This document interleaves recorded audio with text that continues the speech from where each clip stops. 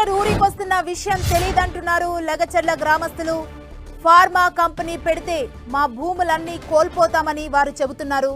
ఏం జరిగినా భూములిచ్చేది లేదంటున్నారు లగచర్ల గ్రామ ప్రజలు. కలెక్టర్ పై దాడికి తమకేమీ సంబంధం లేదంటున్నారు.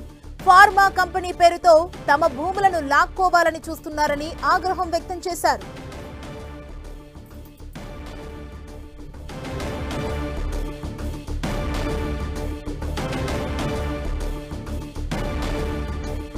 ఇదే అంశానికి సంబంధించి మరింత సమాచారం మా ప్రతినిధి సునీల్ అందిస్తారు.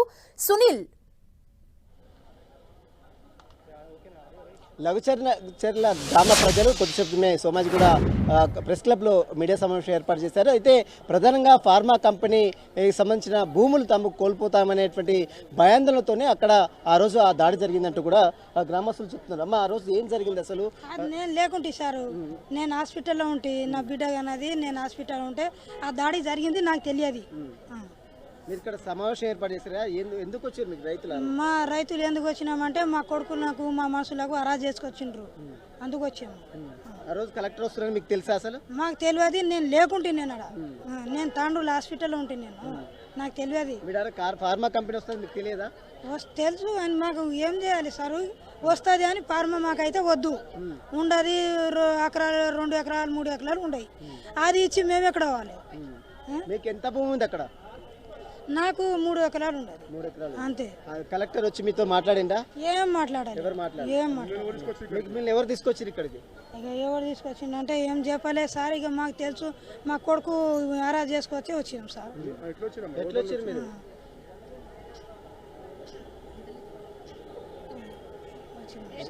ఇది చూసిన మొత్తం మీద చాలా మంది గ్రామ ప్రజలు ఇక్కడికి వచ్చారు. వారు ఒకటే చెప్తున్నారు, ఆ ఫార్మా కంపెనీ ఏర్పాటు చేస్తామని, భూములు గుంజుకుంటారని ఒక తీవ్రమైనటువంటి భయాందోళనకు గురైన నేపథ్యంలో అక్కడ ఆ రోజు దాడులు జరిగాయని కొంతమంది మహిళలు, ముఖ్యంగా వారికి సంబంధించిన కుటుంబ సభ్యులందరినీ కూడా అరెస్ట్ చేసినటువంటి మహిళలందరూ కూడా ఇక్కడికి వచ్చి మీడియా సమావేశం ఏర్పాటు చేశారు. మనం చూడొచ్చు, గడిచిన 3 రోజుల నుంచి కూడా ఒక టెన్షన్ వాతావరణం అయితే లఘుచర్ల గ్రామంలో చోటు చేసుకుంది. ఎంటైర్ కొడంగల్ ఇష్యూలో కూడా అదే ఇష్యూ చోటు చేస్తుందని చెప్పవచ్చు. ప్రస్తుతం అయితే చాలా మంది మహిళలు కూడా ఇక్కడికి చేరుకున్నారు. వారందరూ కూడా ఒకటే చెప్తున్నారు, తమ భూమి ఎన్నో సంవత్సరాలుగా సాగు చేసుకుంటున్నటువంటి తన భూమిని తెలంగాణ రాష్ట్ర ప్రభుత్వము అక్రమంగా తీసుకోవాలనే ప్రయత్నం చేసింది. అక్కడ ఫార్మాసిటీ ఏర్పాటు చేయాలనేటువంటి చూస్తుంది. కాబట్టి ఎట్టి పరిస్థితుల్లో అక్కడ ఫార్మాసిటీ ఏర్పాటుకు తాము అంగీకరించే ప్రసక్తే లేదు, ఎట్టి పరిస్థితుల్లో తాము భూమి ఇచ్చేది లేదంటూ కూడా ఇక్కడ గ్రామ ప్రజలు చెప్తున్నారు. చాలామంది వారందరూ కూడా ఒకటే చెప్తున్నారు, అక్కడ తమ సంబంధించిన కుటుంబ సభ్యులను అక్రమంగా అరెస్ట్ చేసి జైలుకు కూడా తీసుకువెళ్లారు. కాబట్టి ఎట్టి పరిస్థితుల్లో మా భూమిని మాకు దక్కాలి, ఎట్టి పరిస్థితుల్లో ఆ భూమిని ఇచ్చే ప్రసక్తి లేదని చెప్తున్నారు. మీరు ఎక్కడి నుంచి వచ్చారమ్మా? లగచర్లకెళ్ళి. మీ భూమి ఎంత ఉంది? మీ భూమి 6 ఎకరాలు. ఆ రోజు ఏం జరిగింది? గొడవ రోజు ఏం జరిగిందో మాకు తెలియదు సార్, మేము పనికి వెళ్ళినాము, మాకు తెలియదు. అది ఎట్లా జరిగింది ఏం సంగతి కూడా తెలియదు. మేము ఫోన్లో చూసినాం, తెలిసింది మాకు, అది తెలిసి అంతే, మాకు తెలియదు. మీద దాడి చేయడం కరెక్టేనా? మీరు వచ్చి అందరూ మేము లేకుంటాం సారు, ఆపదు దాడి చేయడానికి కూడా లేము, యాది లేదు. మేము నేను ఎక్కడ పోలేను. సమావేశం ఇక్కడ మీడియా ప్రెస్ మీట్ పెట్టాలని మీకు ఎవరు చెప్పారు? ఇక్కడ మీడియా సమావేశం ఏర్పాటు చేయాలని ఎవరు చెప్పారు? మా ఆయన పోలీస్ స్టేషన్ లో ఉన్నాడు, అయితే ఇక్కడ వచ్చి చెప్తే ఇడుస్తారేమని వచ్చినాం మేడం సార్. మేము ఎవరైనా తీసుకొచ్చిరా మీతో ఇక్కడ సమావేశం? ఎవరు తీసుకురాలేదు, మేమే వచ్చినాము. ఆ రోజు ఎంతమందిని అరెస్ట్ చేస్తారు మీ ఊర్లో? మొత్తం ఎంతమంది? 5 మందికి. మిమ్మల్ని 5 మంది. ఎంత భూమి ఉంది మీకు? 6 ఎకరాలు. 6 ఎకరాలు. ఏం చెప్తున్నారు అధికారులు? ఏం చెప్తున్నారు? ఇవ్వండి అంటున్నారు, మేము ఇవ్వమని మేము చెప్తున్నాం. ఫ్రీగా ఇవ్వమంటున్నారా, డబ్బులు ఇస్తామని చెప్తున్నారు? ఏం డబ్బులు చెప్తున్నా లేరు, ఎంత ఇస్తామని చెప్తున్నా లేరు, ఇంత ఇస్తామని చెప్తున్నా లేరు.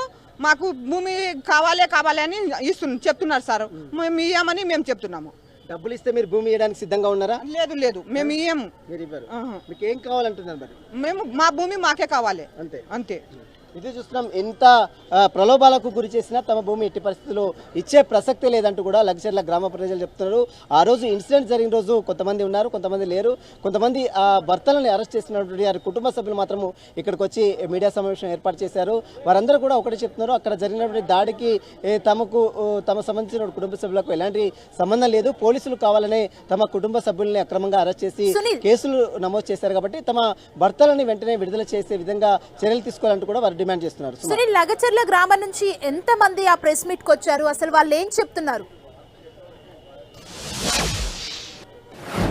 ఎస్, ప్రస్తుతం అయితే ఇక్కడికి ఒక 10 మంది మహిళలు ఇక్కడికి రావడం జరిగింది. కానీ వారందరూ కూడా ఒక కార్లలో, అంటే వారికి సంబంధించిన బంధువులు కార్లలో ఇక్కడికి తీసుకువచ్చారు. వారంతా ఒకటే చెప్తున్నారు, ఆడ జరిగినటువంటి దాడికి సంబంధించిన వివరాలతో పాటు వారు తాము ఎలాంటి దాడి చేయలేదని చెప్తున్నప్పుడు కూడా తాము మరి కారం పొడి, అదేవిధంగా రాళ్ళు కర్రలు ఏ విధంగా వచ్చాయంటే తమకు ఈ విషయాలు తెలియదనే వాదన వాళ్ళు చెప్తున్నారు. ఎవరు అంటే ఇదంతా కూడా బయట నుంచి ఎవరో వ్యక్తులు వచ్చి ఆడ దాడులు చేశారనేది వీళ్ళు చెప్తున్నటువంటి సమావేశం చూస్తే మనకు చాలా స్పష్టంగా అర్థమవుతుంది. ఎందుకంటే వీరు గ్రామ ప్రజలు మాత్రం ఎవరు కూడా దాడి చేయలేదు, ఎవరో బయట నుంచి వచ్చిన వాళ్ళు మాత్రమే దాడి చేస్తుంటారు, కానీ మేము మాత్రం ఏ విధమైనటువంటి దాడి చేయలేదనే వాదన వీరు చెప్తున్నారు. మరోవైపు మనం చాలా క్లియర్గా వీడియోలో చూస్తాం, కలెక్టర్ని ఏకంగా మహిళలు సైతము కొడుతున్నటువంటి వీడియోలు కూడా మనం చాలా స్పష్టంగా చూడొచ్చు. కానీ వీరు మాత్రం మేము ఎక్కడ కూడా దాడి చేయలేదు, మా గ్రామంలో భూమిని లాక్కుంటారని ఒక భయాందోళన గురైన నేపథ్యంలో అక్కడ ఆ సంఘటన జరిగింది.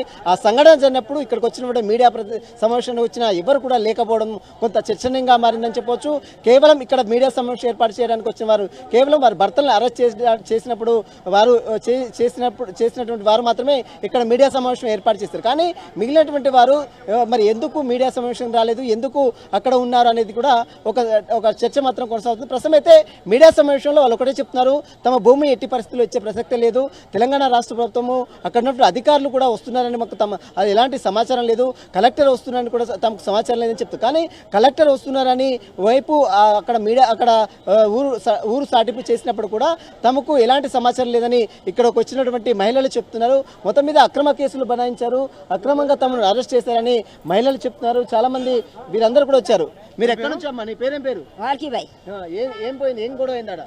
ఏం గొడవ, నేను మాకెళ్ళకు ఉంటా పోతు ముక్కినప్పుడు వస్తా, నేను నాకేం వేరకాలేదు, నాకు నా కొడుకు లేడు, నా కొడుకు బతికేనికి బయట దేశం పోయినాడు, కొడుకు ఒకడే మనవడు ఉన్నాడు, నా ముగ్గురు ఆడవిల్లరు ఉండారు, వేసుకొని పండుకుని అన్న కోడలతో బొంబాయిలో ఉండదు కొడుక, నేనే చేసుకొని నేనే పని వేస్తున్నా, ఇంత మేకలు ఉండదు, పళ్ళు ఉండదు, మేపుకొని పిల్లలకి ఎడుకొని 3 ఎకరాలు ఉండదు భూమి.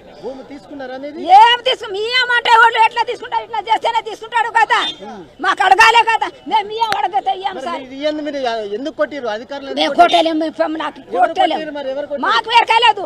మా సంగతి నా కొడుకు వేసుకోపోయినారు, తల్లిదండ్రి రావాలాడ తల్లిదండ్రి లేదు, నేను పోతానన్నా చెయ్యినది, నేను పోతానా, పోదాంపా.